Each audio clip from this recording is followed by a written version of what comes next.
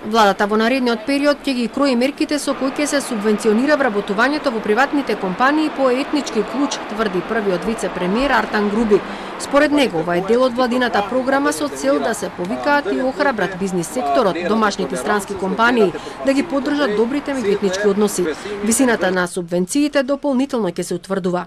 Според Груби, бројот на вработени албанци и припадници на другите етнички заедници во приватниот сектор е минорен. Етничкиот клуч е многу важен затоа што всушност така налага и Охридскиот рамковен договор и уставното начело за правична застапеност на сите заедници во земјава, но тоа не значи дека тоа ќе биде помал квалитет во однос на луѓето кои што ќе ги добијат работните места. Секако ќе треба да ги исполнува сите критериуми за да ги извршува работните задачи, било која личност која што ќе аплицира за тоа работно место. Не е дискриминирачи, туку напротив е правична застапеност на сите заедници според уставното начело кое што го имаме. Од владата велат дека тие ќе ги помагаат сите компании за вработување преку еднаков пристап, без разлика на припадноста. СДСМ пак ќе води битка за намалување на невработеноста.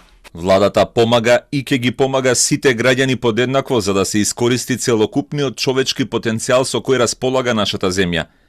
Секако дека одлуката за вработување во приватниот сектор ја носат работодавците согласно нивните потреби, критериумите што ги одредуваат како и согласно компетитивноста на квалитетите од различна етничка и полова припадност. За опозицијската ВМРО ДПМН предлогот е дискриминирачки. Субвенционирањето на приватни компании за вработување по етнички клуч е апсолутно неприфатливо.